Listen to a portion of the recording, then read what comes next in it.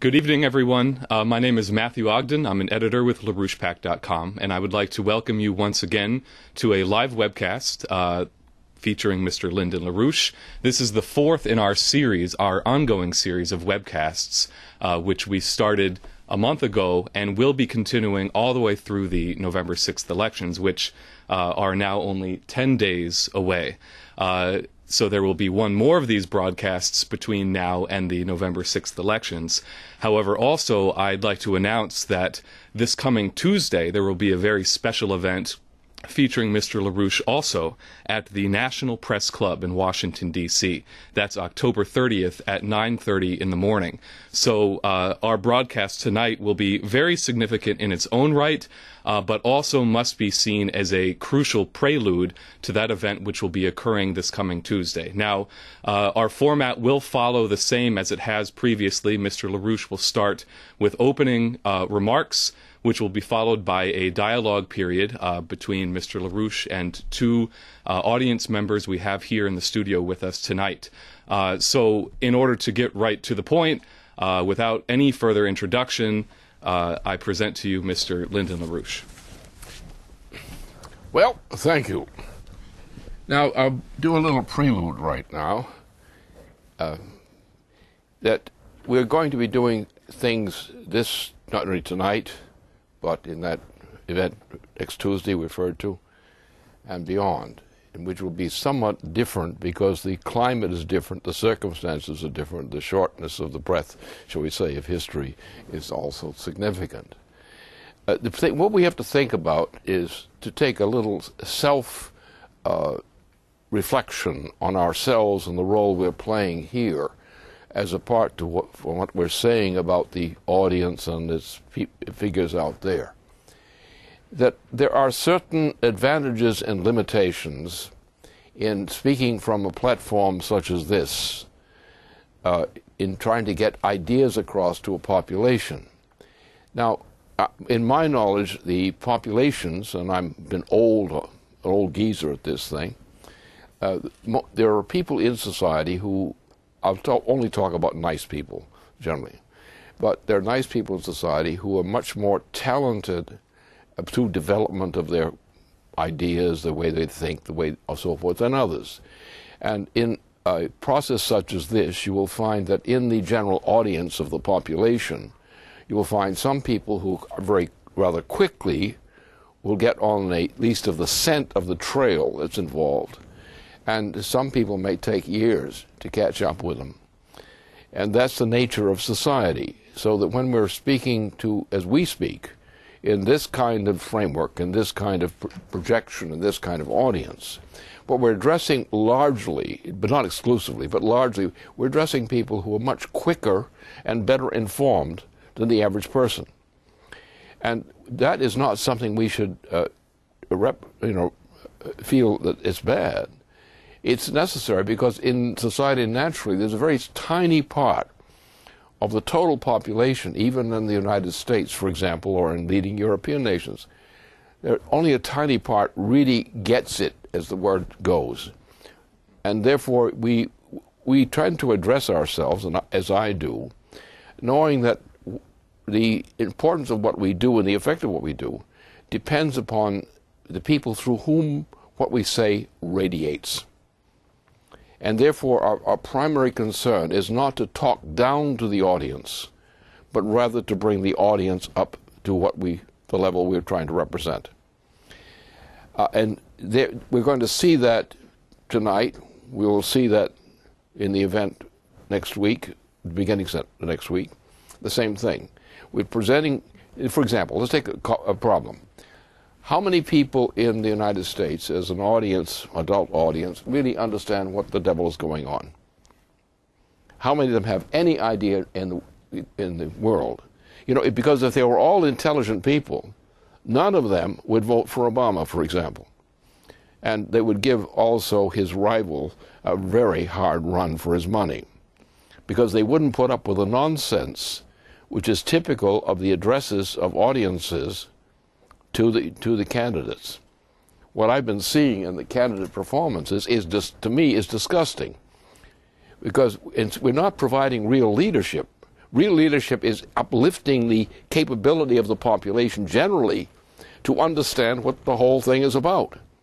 The way this is done, as you see with both Obama, who's the worst at it, and also his rival, that they really talk down to the audience, not try to bring the audience up. Here you've got a situation in the world, for example, and what you have in Europe is about to disintegrate. Europe is going into a hyperinflation, an accelerated hyperinflation. We too are already on the brink of doing the same thing. Hyperinflation. And what is the response of the population to the election campaigns? Do they reflect any concern about that issue? They don't. And therefore, our job here, my job here, or in other people in the same circumstances, is to focus on getting a proper message across to the audience, hoping to reach the best part of the audience in terms of competence of understanding, and hoping that they in turn will be sufficiently inspired to inspire others who need to be uplifted. And what I see in the operation is what's been done to the population, both by the one candidate and the other, are doing the same thing. They're talking down to the people. They're not telling them the truth. They're telling them things like diversions. There's something going on, and they say, oh, don't pay attention to that automobile accident, even if it's theirs. And that's the kind of thing you get in these campaigns. So our job here, and will be continuing in the coming short weeks ahead, will be exactly that. Our opposition is not to try to talk down to the people to sound popular. Our job is to tell the truth, even when it's a hard truth or a difficult truth, because you're not going to help the American people or the people in Europe by talking down to them. You've got to lift them up. You've got to inspire them. And this kind of thing that I saw with his performances recently, this sideshow that went on down in Florida particularly, this thing was the most disgusting thing I ever saw produced. I mean, the most immoral thing imaginable. There was not a single thing, really, about the way that thing was organized, which would actually convey substantive concepts to people, including ordinary people. And the ordinary population can be reached, but you've got to go slower. Don't give this fast talk. Give them an explanation, point by point. Let them ask questions. Let them get into the thing. They don't know what thermonuclear war is. When have you seen the discussion of thermonuclear war on a presidential campaign? And what is our Joint Chiefs of Staff most concerned about? And the military of other countries. They're concerned that we're on the edge of a thermonuclear war, which is coming out of this pit pot or whatever in the Middle East. And this thing is ready to go. This thing started a long time ago. I've been on the case for a long time. Reporting on exactly this phenomenon. And this phenomenon has crept and grown and grown and grown. It's now reached threshold level. A very slight tilt in the development of things now could trick the whole system into a thermonuclear war. Now let me be brutal about this. What we're on the edge of, as our Joint Chiefs of Staff know and say, as the Russian leadership knows and says, as key leadership in Europe on a lesser degree knows and says, as China knows and says, we are moments away in terms of the history from a thermonuclear war. Now, what has a thermonuclear war been? And don't get scared. You've got to listen to this, because this is what you're going to really vote on. You may not know it, but you're going to really vote on whether this nation is going to be destroyed by itself in participating in a thermonuclear war. Let me explain. It's really very simple to explain. Some of the technology is more difficult. But a thermonuclear war means, with Obama as President of the United States, and that's where Obama is the present trigger for thermonuclear war throughout the world. If Obama is able to overcome the objections of our Joint Chiefs of Staff and other leading people in the United States and exert the presidential authority over those leaders in our system, the United States will soon disappear. I mean soon. It can happen in a very short period of time from now. It's on the edge always right now. Nothing has been done to stop it. That means that what would happen is the United States under Obama would be compelled to launch a thermonuclear attack on Russia, China, etc. Immediately within a matter of minutes, there would be a responsive barrage from Russia, China, and other countries. Britain would be involved, France would be involved heavily, and so forth. Now, what would happen is the first blast would come with a matter of relative minutes, within the hour. And then there would be a second one, which would come later.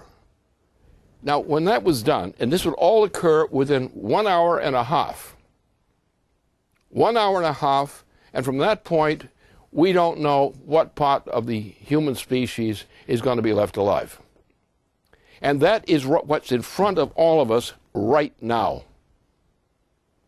And if you're not thinking about thermonuclear war and what's wrong in particular with Obama's, because Obama is the keystone for launching thermonuclear war. He wasn't the start of this process. He just fell into pace on this process. And you saw it in the case of what happened in North Africa. Obama violated the Constitution with the consent of a crooked member of Congress, conducted a war that was illegal under our Constitution in Libya. And once he did that, he said, okay, now we've killed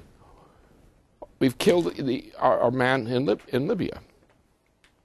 And he's, now we can go on with the next war. Now, first of all, the man in question was a captive, a wounded captive.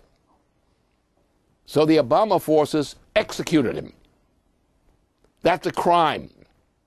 It's a crime under international law. But he said he had to do it. Why? In order to get on with the next target. Which was the next target? In the Middle East, which is now going on right now. Now, this is the cockpit of the war problem. Now we've got Turkey involved. The situation is Turkey being involved as an aggressor against Syria, which is an operation being run, actually directed by Obama from the United States, with the cooperation of the British monarchy. And other people as stooges are falling in line on the basis of NATO treaties and so forth. Once it reaches the level where there's an actual threat or the sign of a launch of thermonuclear war from anyone in Western Europe or the United States, within minutes, the Russian, the Chinese, and other systems go into play. Now, you can go back and look at back in a couple of decades ago, where the Russian hockey-mockey at that time had launched a super bomb, a supernuclear bomb. And a supernuclear bomb has certain fringes of thermonuclear effect. Now, Khrushchev, the gentleman in question, then exploded this bomb in Siberia in order to demonstrate the power that this bomb represented. That was the putative explanation for the thing. This thing came up with a dark cloud, which lasted for a period of time, and indicated that what a real thermonuclear war would be like. A black period over the whole area of relevance and the sign of doom. Now, in this case, we're talking about full-scale thermonuclear warfare from all the leading powers of the planet, and going into it in order to achieve some so-called goal, or to punish somebody or something like that. Now, everybody who's sane in international major powers, major nations, which have all the capabilities necessary of a major nation to know things, the intelligence services, the spy system, all these kinds of things. They all know it.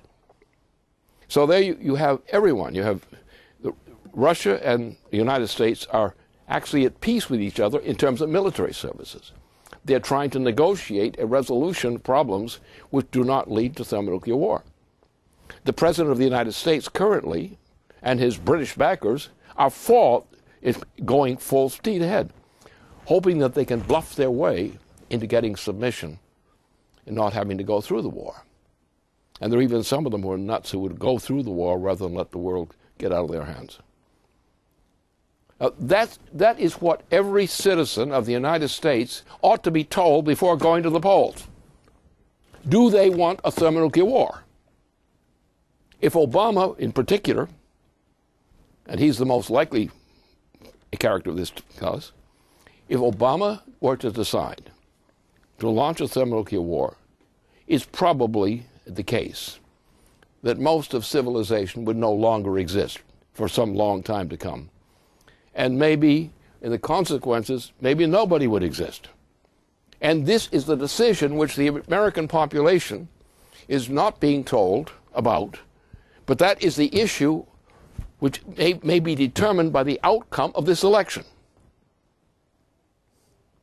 And this is because what you've been given as people by the candidacies, the campaigns, you've given them a bunch of crap.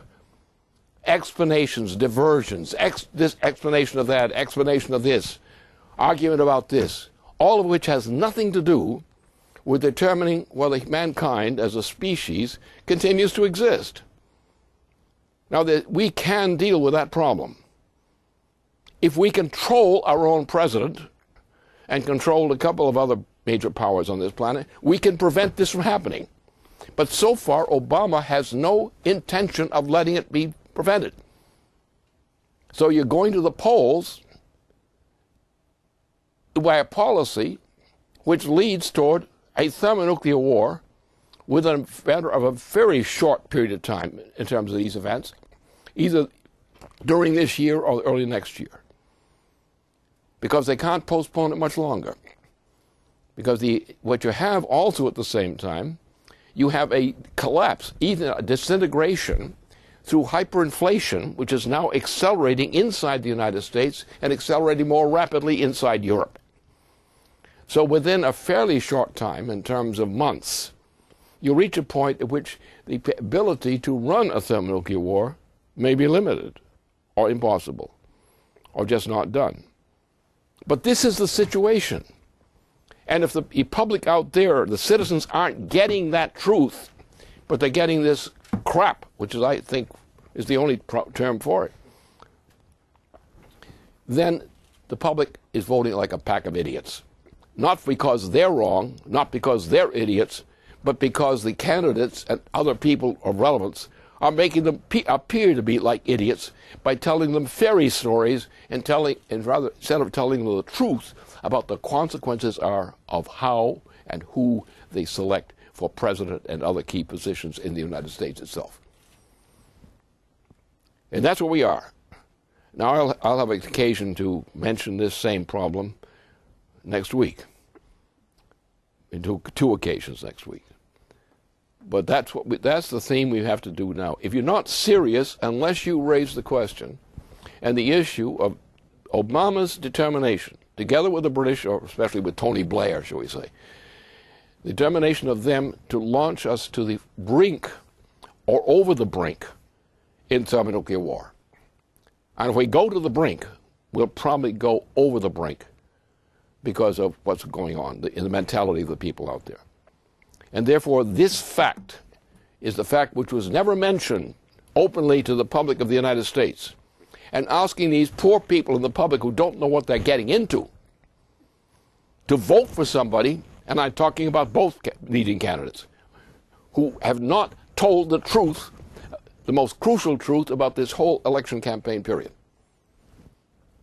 And that's my job here, to say that, because I'm an expert in this area, this particular area, one of my few areas of real special expertise. but this is my area. I saw this thing from the beginning in a thing I produced back in the 1990s, Psalm over Asia. And I laid out exactly how this thing was threatened to come.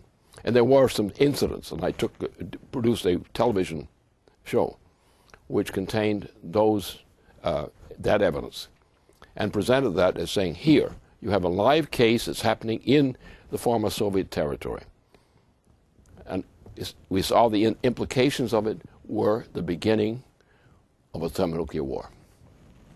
And we've been at that ever since then. And everybody who's competent in terms of strategic planning, in terms of military things especially, knows this. But the politicians, the ones who are lying, like the two leading candidates are, they're lying. Because they both know that this is what the issue is, and they are not telling the American people.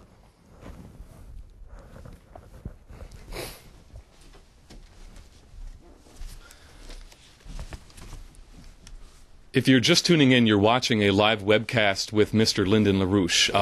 Mr. LaRouche has completed his opening remarks. Now, I will say, before introducing our first questioner, much of what you just addressed is being addressed by the leadership of Russia. And as we announced last week, the missile tests of the nuclear triad that were presided over by Vladimir Putin, also statements that were made by a leading member of the United Russia Party, Yevgeny Fyodorov, who says, look, these scattered wars around the world that have been building for years are heading in the direction of the inevitability of World War III, which is exactly what you addressed in what you just referenced, Storm over Asia in 1999. And this is exactly the context for what we now see breathing down our necks in terms of a thermonuclear conflict. Now, we're going to have a short exchange back and forth with two members of the audience that are here, and I would like to ask Leandra Bernstein to come to the podium.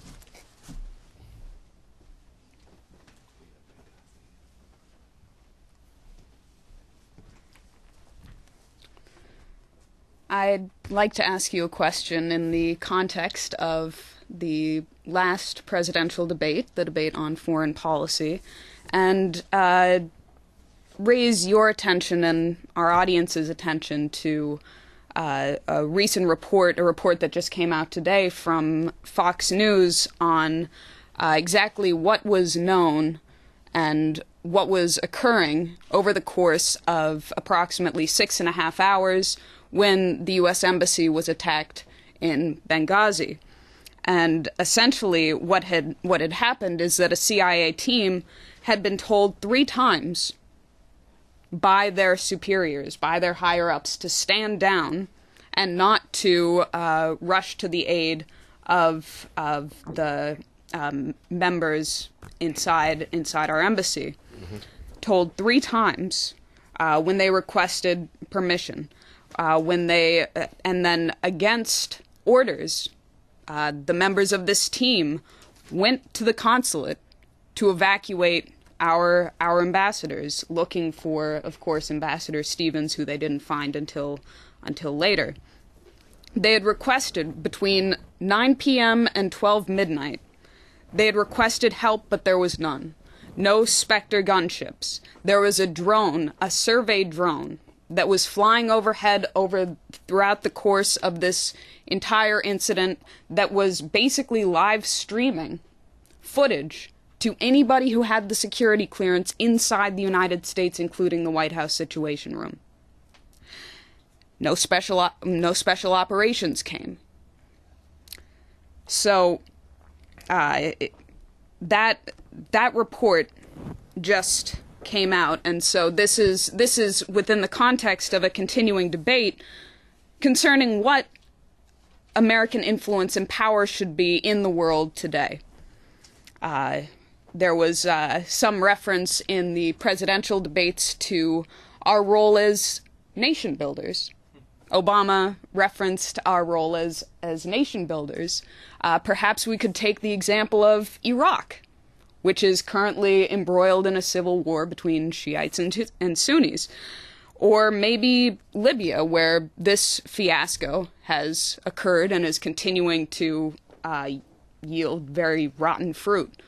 Or maybe in Syria, where there is a civil war, where Syrian rebels are now armed with Stinger missiles, which, oddly enough, have made in America. Are made in America. And how about our nation building in Afghanistan? Maybe based on the role of Great Britain in the 1840s, Great Britain in the 1870s, USSR in the 1970s and 1980s. So, with that being said, there was also, I'd like to bring to your attention a statement by Zbigniew Brzezinski on the Charlie Rose show just this past Tuesday, which was very, very interesting, especially considering who he is, what his role has been historically, where he warned on this show of the consequences of arming rebel groups in the Middle East, looking at the consequences of arming these rebels, and saying explicitly not to listen to Britain and France, not to assume that Saudi Arabia is our friend in this situation, and saying we should be working closely with Russia and China, in particular on the Syria question, toward a workable solution, not just dictating the policy as we all come to the table. So I'd like to ask you, because it is the most relevant foreign policy question, what, given the world situation today and our unique role as the United States, what is the appropriate role that we should have in this context in international relations? Well, first of all, we should fire Obama and Susan Rice, who were the leaders in the lies which were spread from that administration by Susan Rice during a whole series of days, where she lied one day after the other about what had happened, where the White House press corps was misinformed in the same way. And now it's all clear that Obama himself knew everything from the beginning, within a matter of hours. And he was therefore lying all the way through. Now, a man who lies about general warfare, and this was a part of general warfare, is actually a criminal. That president is a criminal. He's committed many other crimes. He's caused starvation. He's caused deaths as a result of starvation and similar kinds of conditions. We no longer have a food supply anymore because of his policies. But these things are all tied together with a grand plan, which starts essentially with the assassination of John F. Kennedy. If you look at the figures, the actual figures, what the economy really is, not what the bunk is, that we have actually, since the assassination of John F. Kennedy, the U.S. economy has been on a consistent, not regular, not so forth, but consistent, a consistent decline. We now have actually about 27 million people who could be considered, if the rules were kept straight, would be needing jobs. And it won't help much just to give people jobs. You may do it as an emergency measure, as Roosevelt did during the 1920s, but the intention was not to keep these kinds of lackluster jobs for people, but to keep them alive and keep them in place and located so that we could build up the economy. And what saved the United States from being defeated by Hitler, and it was the United States that stopped Hitler, Russia also, but they all played parts, but the United States was crucial. It's when Winston Churchill, who was disgusted with his fellows there in Britain, who had been kissing the butt of Hitler all the way through. The British were the actual leading, these people were the leading supporters of the Hitler campaign. They also, the president of France was the same kind of thing. Same thing. And that's what de Gaulle came out with his operation against precisely this. So it was things like the de Gaulle's campaign, his insurgency, and the United States, Roosevelt in particular, which even before the United States was involved in the war, was taking steps knowing that the Hitler thing is dangerous and we got to stop it. So we with Russia stopped Hitler. And Russia was already in it before we went into the war formally. And what we've got now is a case in which the current President of the United States and the policies of the Anglo-American policy, which are essentially the NATO policies, are exactly of this nature. The whole thing is a stinking fraud. And that's what you have to understand in this case. Now the case of Brzezinski, the gentleman with whom I'm much acquainted. I never actually shook hands with him, but I'm very well acquainted with him from my period back in the 1970s and so forth. Now, it's quite a turnabout. I understand the turnabout, because Brzezinski was a lackey. That's the way to understand him.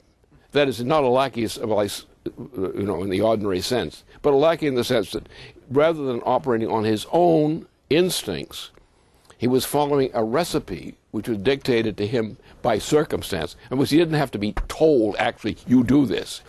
He was understood that the way he was going to get ahead and keep ahead was to play the game that was predicted to him to play. And so he was the key who set into motion some terrible things that happened in Central Asia, one of his accomplishments. Now, he did all this on the presumption that the United States was involved in a war to destroy the Soviet Union. So therefore, and similar kinds of things were brought into consideration later. So what happened is that he, in that phase, was a lackey for that process. Now, being an old Christian of Polish ancestry and so forth, he now looks at the world and says, look, that time is over. There no longer is a Soviet Union to worry about. There are no longer these other kinds of things. I'm an old man. I'm a Catholic. I'm a devoted Christian. And in my time, as I'm reaching the terminal state of my life, what am I going to do with the remainder of my life? And therefore, you have a case in which somebody who has acted like a reprobate looking in from the outside, and you find them coming out with a completely different policy. It's their own policy for a change.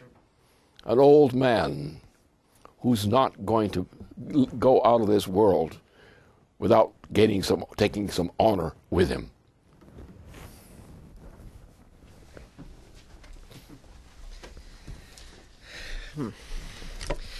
Well, on the subject of nation building, I wanted to talk about our nation a little bit.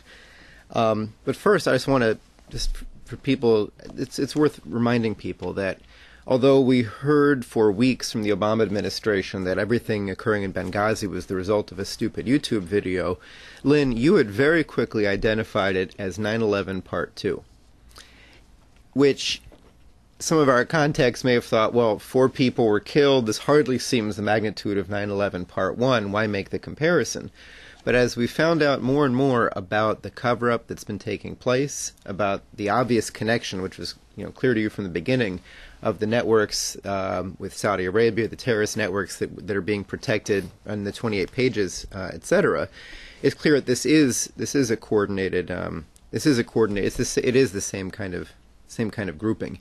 And that when you look at the crisis that we're seeing in these different nations, as Leandra discussed, Syria, Libya, Mali, the attack in Sudan by the Israelis, these aren't individual crises. That, as you said, this is an intention to inflame a situation, and that is itself the policy.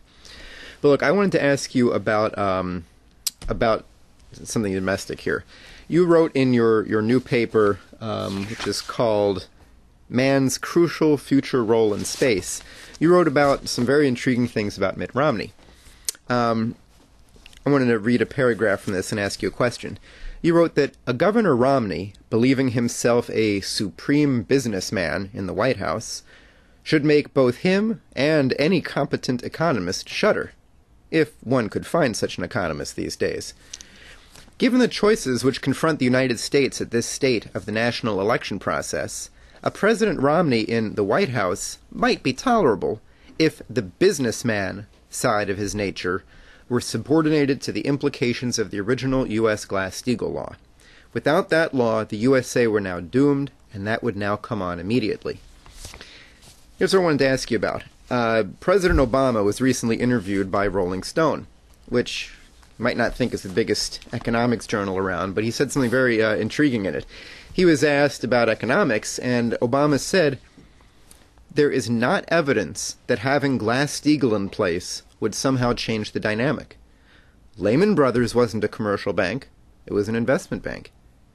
AIG wasn't an FDIC-insured bank, it was an insurance institution.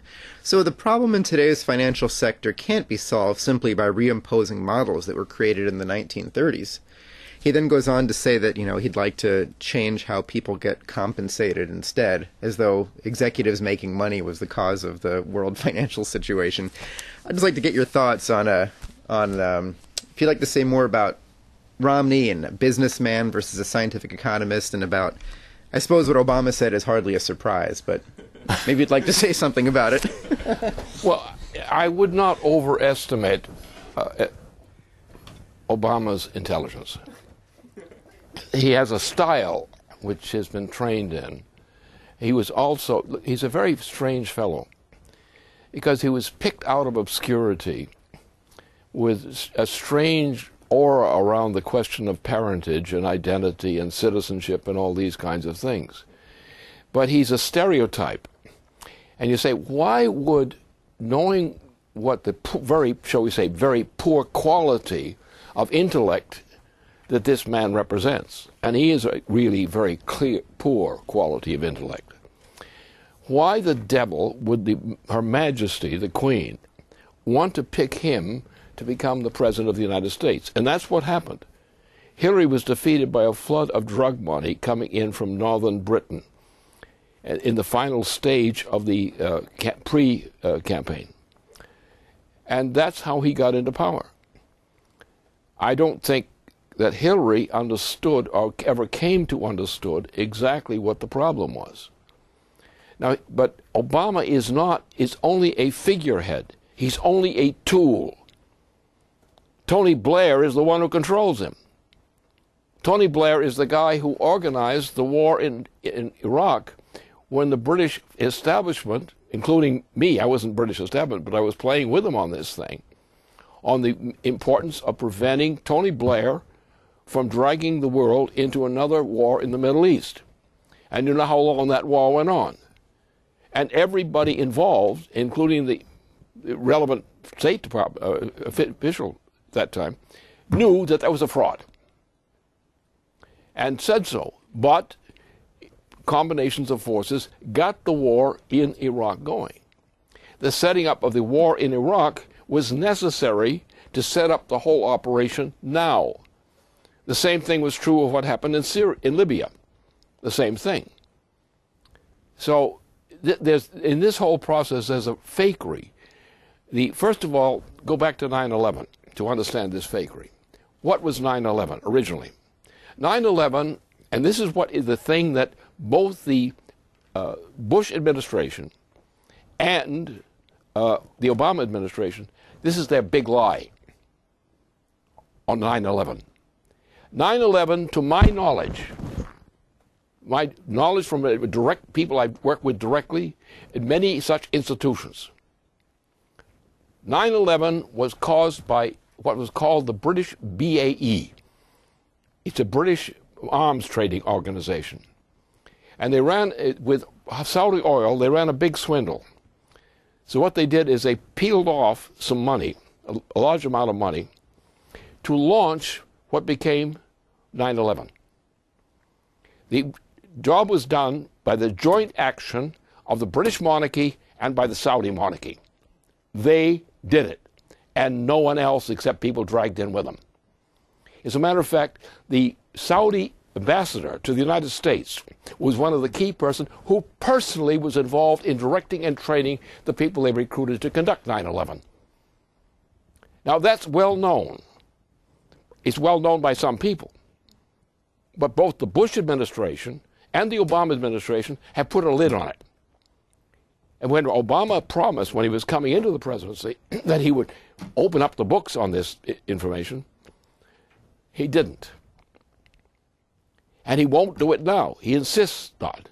But the fact is that 9/11, and 9/11 has a double significance now.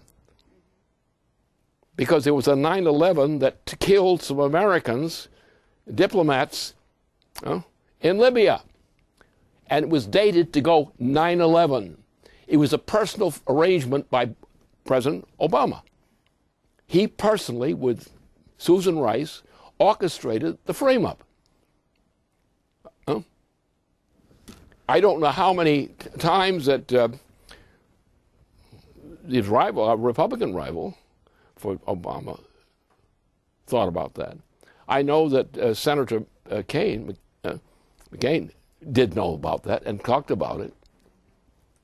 So the Republicans are not ignorant of this thing.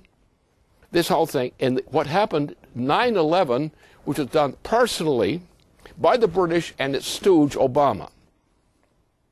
Why did they target Libya? Why did they target Benghazi? Why did they target the people in that location?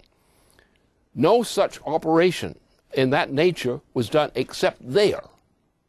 Now, this was the area in which Obama got his first military victory, the destruction of Libya. So that kind of process. And now this thing is continuing. And that's what this thing is all about. What we have here, why would the British monarchy, and the British monarchy is more powerful, a more important institution than the United Kingdom laws. It's an empire. It has been ever since 1763. The empire was established with that victory, which took over India, northern Canada, so all this sort of stuff. So it was the British Empire that has done this and directed it.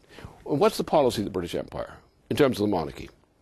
To reduce the population of this planet rapidly from a present estimated 7 billion persons to 1 or even less. That's the policy of the British Empire. That's the green policy. That's the greenie policy. Is that fraud? That's why you don't have enough to eat in the United States anymore, because of the greenie policy. That's why you don't have jobs in the United States anymore, because of the greenie policy. That's why many people are going to die at an accelerated rate in the United States unless that is changed. And so Obama is nothing but a stooge, picked by the British Queen, who had drug money financing going into areas like Mexico and across the border into the United States to secure the initial victory of Obama in the election campaign for president. He's nothing but a puppet. He's not real. And so what we're looking at is this. We're looking at the attempt to set up a new Roman Empire, which the British Empire has always been since it actually was established. It was established actually about 1784 or something like that, 1784. And it was established by the same person who set up the whole process. It's an empire. It was an empire which is based on, first of all, on the conquest of India and what spread from there. And it was this issue, which came from 1763, is when the first victory came in establishing the British Empire. And it came through that process and became the driver for the American Revolution and the driver for the support of the American Revolution from nations of continental Europe. And so that's what we're dealing with. We're dealing not with Obama. Obama is nothing. He's nothing but a puppet, and a very bad one at that. So he's not that important. He's only important as like a disease is important, especially a fatal one or a very nasty one. The issue is the British Empire, and the Saudi Kingdom and the British Empire are one and the same institution. It's the British Empire. They are the ones who have run this operation. How are all the operations in the East being done in Europe? How are they being done? They're being done by the Saudis. But who are the Saudis? The Saudis are nothing but the partners with the British Empire in conjunction of the junction point of the BAE, which is the British Royal Family operation. And that's what the truth is. Why should we have this thing? We've had this ever since the killing of Kennedy. Why was Kennedy killed? There's a reason for it. It was a very complicated killing. It involved people from Spain who were operating in Spain, came into Mexico, and the killers jumped the border, killed the President of the United States, and were past the border back into Mexico before anybody knew what was happening. And then they said, oh, the Oswald nonsense, myth.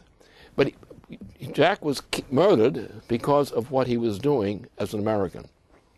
And what he was doing, first of all, which was opposed by Jack Kennedy, which was opposed by Eisenhower, was opposed by Douglas MacArthur, was don't get the United States into a land war in Asia. That was the policy. And they couldn't get him off that stick. So they killed him.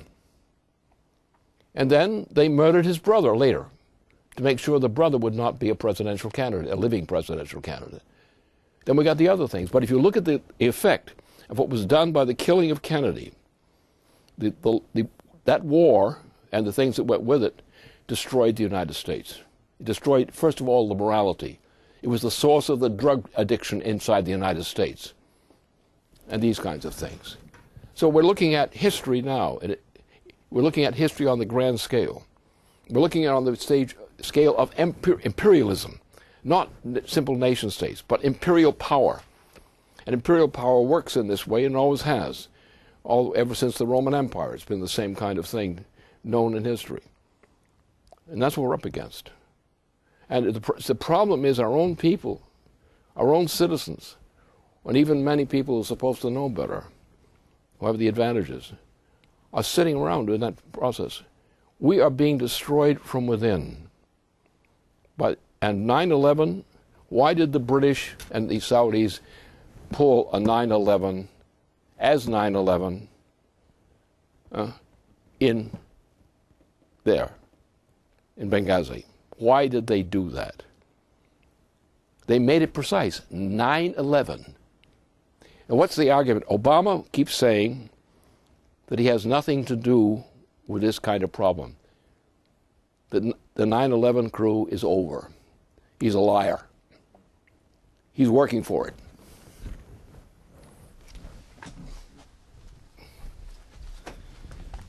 Now, just in terms of the second half of what Jason brought up in his question, you might want to address that too.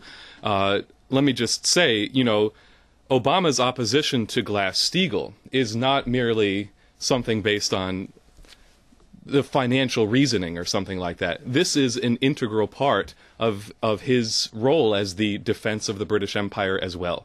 And, as has been said by, for example, the Russian anti-drug chief, Viktor Ivanov, if you want to shut down the international dope trade, you institute a global Glass-Steagall. You break up the criminal banks.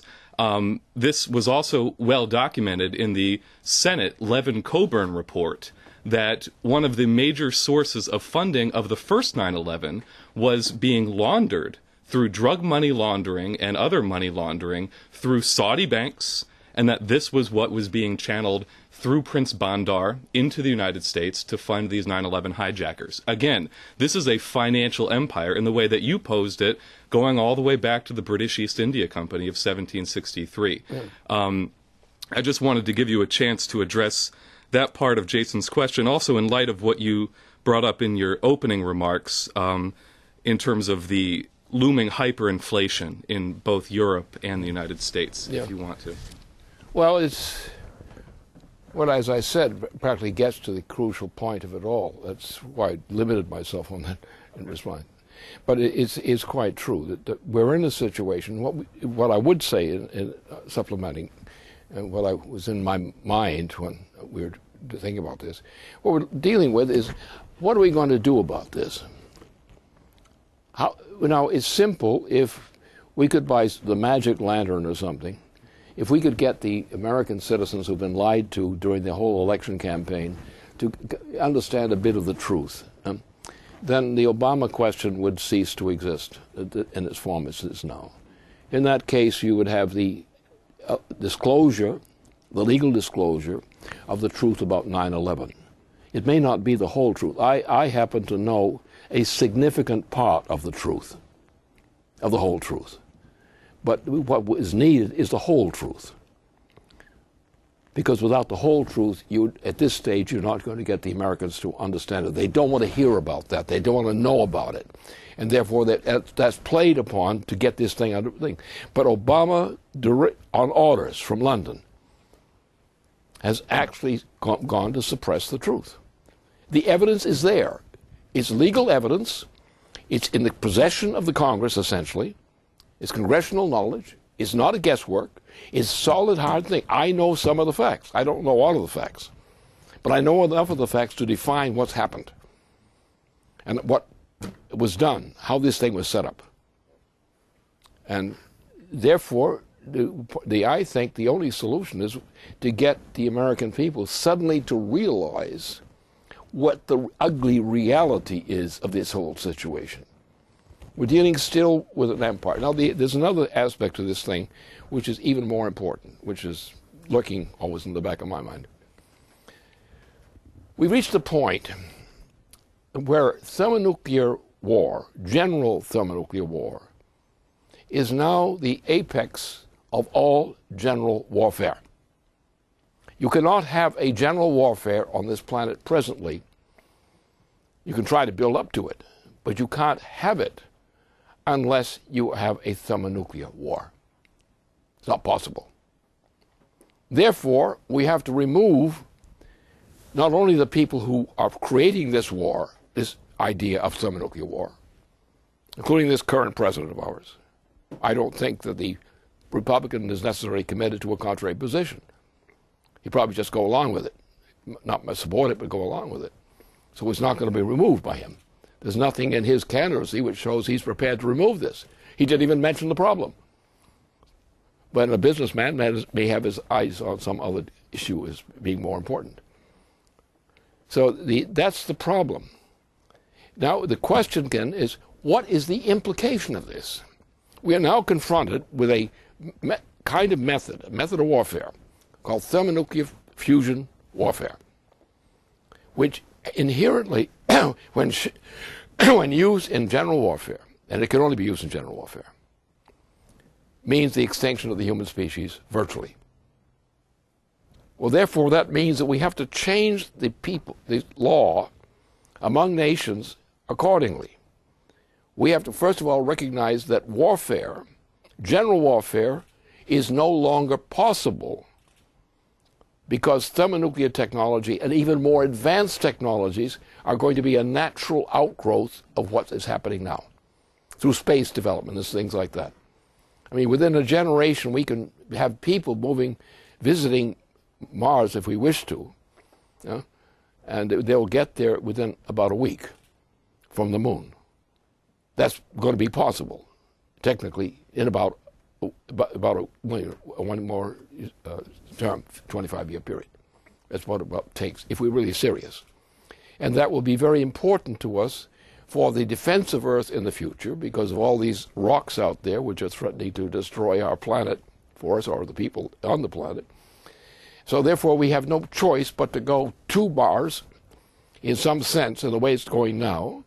We have to develop a system to save Earth from being destroyed by this rubbish which is flying through space and crossing the orbit of Earth all the time, and other things. So therefore we cannot stop technological progress. That would be insane. It cannot be done. It cannot be tolerated. But therefore we have to have, in that circumstance, we have to have new rules about government. Now, it's necessary on one side to have sovereign national governments. Why? Because of culture. If you want to have a productive people, you've got to give them a language culture and its relations which allow them to become real thinkers, particularly when you're going into science like this. So therefore, we cannot stop science or just ban thermonuclear fusion as a way of dealing with this problem. We have to actually find a way in which nations no longer make war. Not because we outlaw that, but we will, but because we have urgent concerns of the people of these nations for their own development, for the development of their children, to discover the meaning of their lives. Look, the great tragedy today, in the decadence of society today, is most people think that you just die and you're gone. It's all over. Now, in a greeny society, that's the mentality. So a greeny society produces people who are degenerates, inherently degenerates, not because they wanted to be degenerates, but because the law makes them degenerates, the green law. And therefore we have to say, we have to go forward with progress, with scientific-driven progress. We must do that. But that we have to think about, how do we change that? And what's needed in this is not just a political or economic change. It's inducing people to understand what mankind really is. Most people talk about mankind, talk about heritages and so forth. They really don't know what they're talking about. It's not their fault, because they weren't taught that. But the fact of the matter is, the human being is unique. The human species is unique. We don't know of any other species in the universe, certainly not on Earth, which has this quality. Every other species depends upon past experience. No other species we know of goes beyond past experience. And the only way we get, for example, animals to be more intelligent, why? We train them. Who trains them? Human beings. So we will train animals and care for animals in ways which make them more intelligent than that animal species would be without our presence, without our intervention. But the point is, where does this come from in the animals? It comes transmitted from human beings, from human culture. We've transmitted to animals in this kind of relationship, like dogs and pet dogs and so forth. That's part of the process. What we should be recognizing from that lesson is the fact that we have not trained people to think better of themselves than dogs think of dogs. It's the degree, because each of us, what's the meaning of our life? For the greenie, life ends with your death, and there's nothing that comes after that. No improvement, no benefit. You just go through the routine, like a slave, like a feudal serf. You're not allowed to think of the future, to change the future. The cute thing about the human mankind is that we are creatures of the future. Now, for example, why have I been so successful in forecasting? And why has all my putative rivals been so dumb? Because they believe in deductive forecasting, which means they're trying to prove that what can happen depends upon past experience. The fact is that human progress is based on scientific discoveries of higher orders of principle. And the progress of mankind has always been in that direction, is to move mankind from whatever the achievement, like technological and cultural achievement, whatever it is, move to a higher level. And the idea of the parent, which keeps the adult, the growing adult, reaching old age, into happiness, is the fact that they are witnessing and participating in what their children and grandchildren are doing in the way of progress. They have the living experience of the progress of the human species, and say, my life does not end, my life is transmitted with all its virtues, is transmitted into the disposition of our descendants. We live in the achievement of our descendants. Our moral obligation is to provide that consciousness to our people so that they are conditioned now to live in admiration of the fulfillment of their life in what is achieved by their descendants in terms of changing the laws of behavior on this planet and beyond. That's what I think is a crucial issue.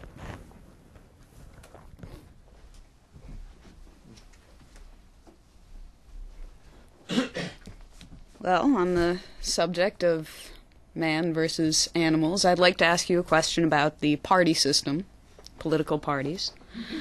And I've been struck by your continuing discussion of essentially a nonpartisan or anti-partisan government. And you've stated numerous times publicly that you'd be borrowing the best from the Republicans, from the Democrats, from members of the military, retired, and so forth. But I'm still unclear, and I think that others are unclear about how you would actually constitute this kind of government. Because throughout American history, what you've found is there are champions of great changes in the nation in line with our founding principles. And at the same time, there is capitulation to partisanship. There's capitulation, there are compromises, there are also reasonable compromises that have occurred in our nation's history. For example, our first Treasury Secretary standing behind Thomas Jefferson in his election against the traitor Aaron Burr, even though Thomas Jefferson was fundamentally at odds with Hamilton on the issue of a critical part of our Constitution, the national banking system. And that was a compromise. But it was a compromise which was in the interests of the nation as a whole. And it's an interesting position that any politician has in this country, where, unlike any other profession, they're expected to risk their lives, their credibility, to sacrifice everything for the country. And there are few other professions as potentially noble as that. So, in line with that, we have had these champions of the cause for the national good.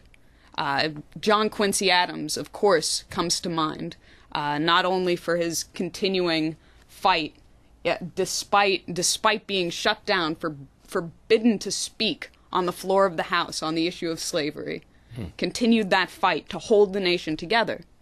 His fight, even though the friends of Andrew Jackson shut him up on the House floor when he was speaking in defense of the National Bank, which Jackson was destroying. He continued that fight. And he worked as he himself was a beacon for the interests of the nation across party lines. And you've seen these kinds of champions. You saw it in George Norris, a Republican who was taken over to Franklin Delano Roosevelt's side and became the namesake for Norris Dam on the Tennessee River. The first dam constructed in the Tennessee Valley Authority is named after this man. So, not to go on too long on great people in our history, but you do see that these seismic shifts in U.S. policy have all had these champions, and others fall in line behind them. Yeah. But concerning your opening remarks, where do we find these champions? And the bigger question is, what is the rallying cry? Well, that question was implicitly answered by me, in one sense, by the fact that the problem is that right now, our citizens, in the larger part, are being treated as dopes. They're being treated as dopes by the media. They're being treated as dopes by the politicians, who are doing a simplistic double talk and dance, rather than telling the people the truth, which is essential to their vital interests and the interests of their children. This whole election campaign that we've just seen coming toward a conclusion now has been a farce, because it carefully avoided addressing any of the real issues which would determine the problems, the solving of the problems we were confronted with. The whole thing was a fraud because the people are kept ignorant by being babied. Now, and how does this babying work? It's work done by the party system. It's sometimes called the party system. You knew that was coming. All right. Well, it's what it is. The party system is, how do people behave? How was it done in ancient Rome? The same method was done in ancient Rome. It was done largely with things like auditoriums, massed assemblies, in which the mass assemblies would vote up and down various things. In Rome, shall we kill the guy or shall we let him live? The Roman system. That was Roman justice. That was Roman populism. Go out and kill your neighbor the slave, you know. That sort of thing. Kill Christians on Sunday. That sort of thing. And this is the problem. What are we doing now? How do our citizens react to an election campaign, national election campaign? They act like people sitting, cheering in the bleachers for the assassinations being conducted in the Roman arena. They say it's all popular opinion. Everybody's afraid of popular opinion. They're slaves of popular opinion. And popular opinion is the source of our sufferings, is popular opinion. The only popular opinion, the mob impulse, controls the United States. It controls the opinion of our people. Well, look at the lack of education of our people. The lack of the truth is not told to them. The fact that they believe. Then the good. The good is whatever the Roman arena, whatever the emperor says in the Roman arena. Thumbs up, thumbs down. That's what you've just seen in the whole election process now. The whole election process here has been a fraud. It's why I have a difficulty in dealing with the problems that the other candidate has, the Republican candidate, because he too is a victim. He's a victim if he wants to win. He's got to be a prostitute too. He's got to cater to the kind of issues that the public is ready to receive.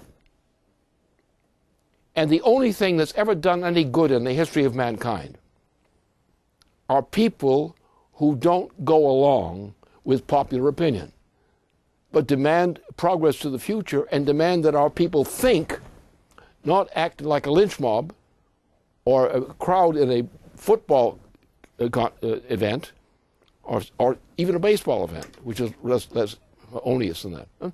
But the point is that we have a system, a social system, based on the popular opinion. And this was what happened, guess when? Andrew Jackson. Andrew Jackson is the guy, he was pretty stupid at that point. He's an old snarling bastard, essentially. He really had very little to do with what was going on with the policy shaping at that time. But he was the instrument who they could sort of stick him in with a pin or something, and he would go off.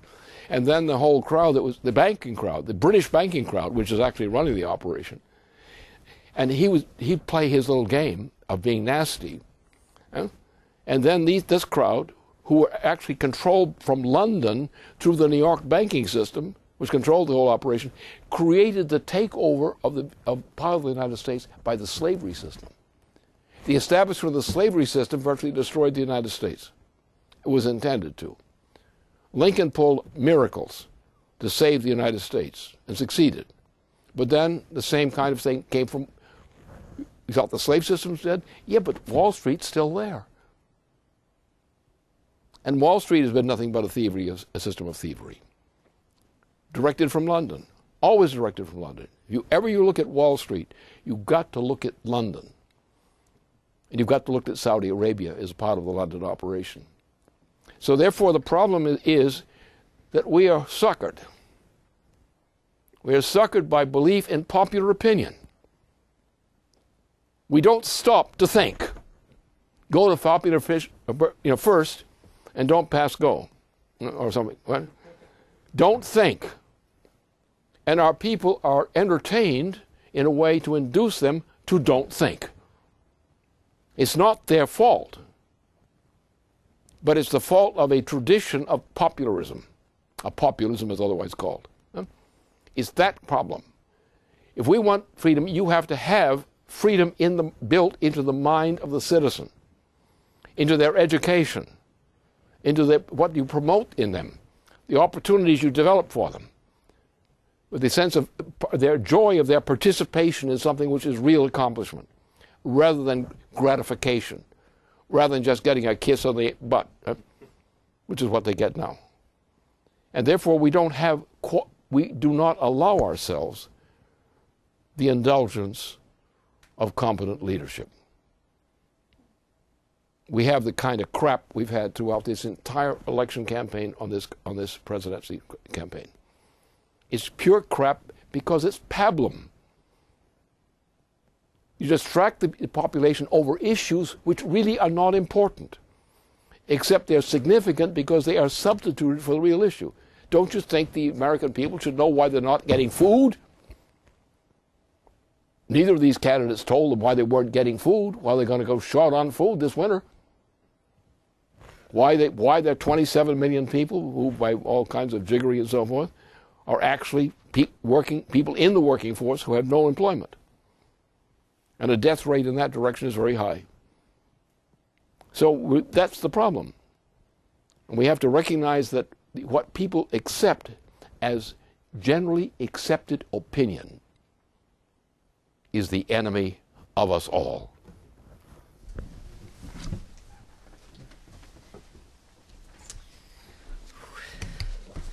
All right. Well, on the subject of our species, the human species is certainly unlike any other. If you look at the chart of human population over the history of, at least the recent history, it resembles more the evolution of life as a whole than of any individual species.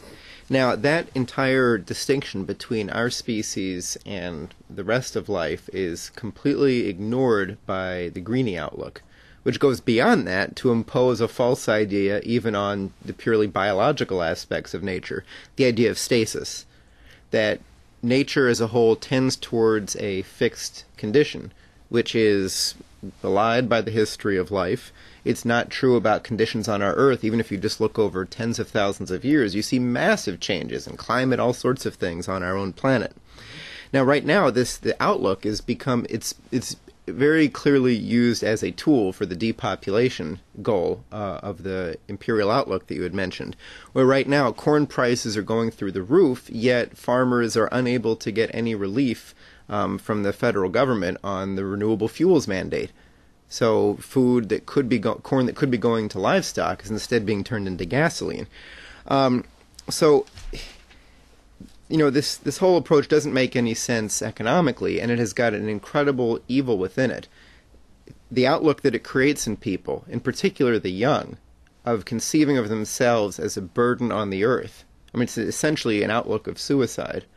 And it's contradicted by, even just recently, a press release, a study that came out from NASA Goddard just a week ago, that using some of our telescopes to look into the past at very ancient galaxies, they found that even on the scale of galaxies as a whole, there's an actual trend towards development, that galaxies have become more and more ordered, like the way that we see them today, like our galaxy. So, if the general guiding theory of our nation is that people are bad, that makes it very hard to get anything done and to have the kind of culture that you said is required for science and for anything else. If you'd like to say anything about that. Well, this is another specialty of mine, which you know, of course. You knew this. Not a secret. As you find in Bach and others, that in classical musical composition, you step outside sense perception, because it's not the sound of sense in sense perception in music, classical music, which makes it function. It's entirely outside the senses. But what is like a shadow flickers across the sensorium, And you recognize that shadow, even though it has no voice. And the people should have, I'm not going to take this up here, but identify it. People should have what is accessible knowledge in terms of the nature of classical music, what the difference is between classical music, as since Bach, and what happened among the so-called Romantics. The Romantics, including Liszt, are morally degenerates. Wagner is a typification of moral degeneracy. What happened to the 20th century innovations is moral degeneracy. And the loss of access to classical musical composition is one of the reasons why we have a deterioration in the intellectual quality of our population. Now, what does this mean? And this is really the advanced and important stuff. This is the advanced course. We depend, even many scientists who should know better but don't, that sense perception is not the basis of scientific knowledge, but rather it is more in the nature of the same quality as Bach's methods of composition. In other words, it's the same thing which Kepler defined as in his hypothesis, vicarious hypothesis. The same principle. So that with Nicholas of Cusa, for example, who was the author of that part of the thing, we've always had in advanced cultures in mankind, or relatively advanced cultures, we've always had an understanding that sense perception is not the foundation of human knowledge. It is the foundation of generally animal knowledge. The difference is also no animal could ever make a systemic invention by animal means. Only the human being can do it. And the number of people who can qualify as human beings on that basis is diminishing. The reason you find wildness and sickness among young generations now is for that reason. First of all, they have no prospect of employment. Their family members, which they're part, have no access to guaranteed opportunity for progress. They are also being more and more unemployed. We have essentially, calculably, if you take all the figures into account, we have about 27 million people, or 27 million people, who are without employment, who are actually technically in the labor force. What do you think that's doing to our people? Our population is being destroyed by these kinds of policies. And that's what the whole problem is about. But the other side is the brilliant part, is two things. We don't really teach physical science. We teach a substitute for physical science,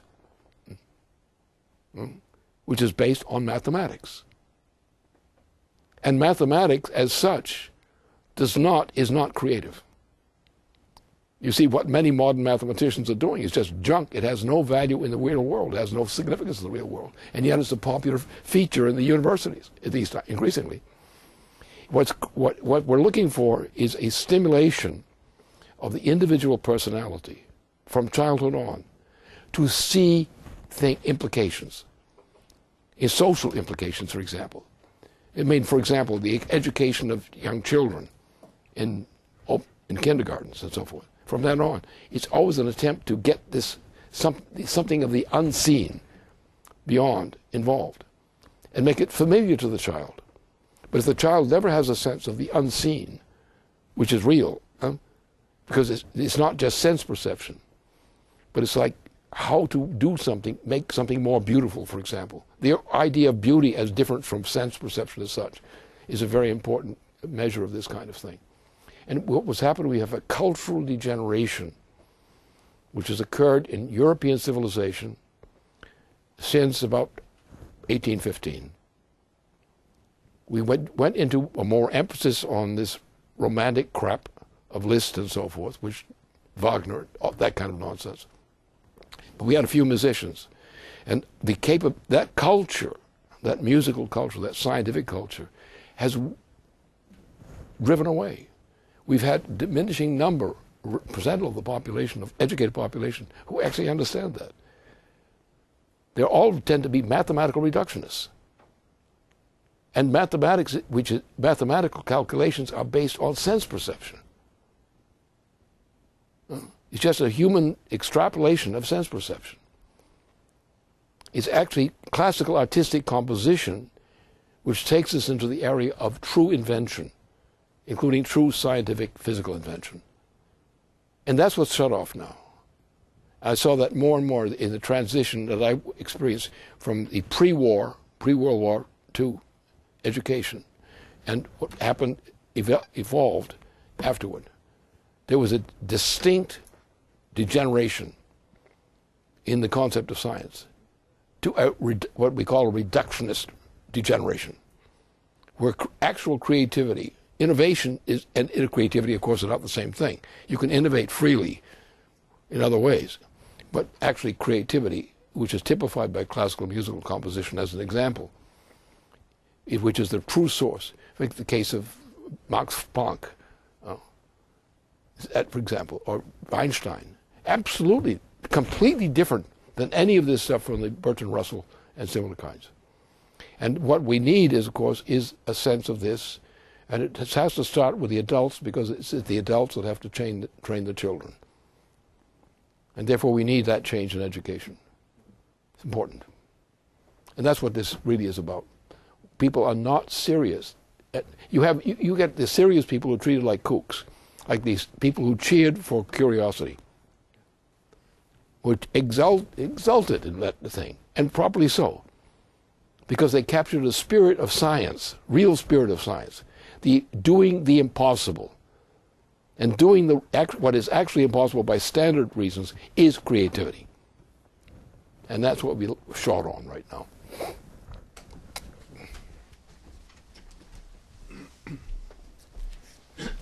Good. So that's our final question, and that brings a conclusion to our webcast. I'll say again that next Tuesday, Mr. LaRouche will be appearing at a special appearance at the National Press Club in Washington, D.C. at 9:30 in the morning. And then that will be followed next Friday at this time, 8 o'clock, with the final one of these series of webcasts before the elections. But we will, all, of course, be on the stage after the election occurs as well. So please send in your questions for that next week, and absolutely please contribute to LaRouche PAC. Thank you for watching, and that brings the conclusion to our broadcast tonight.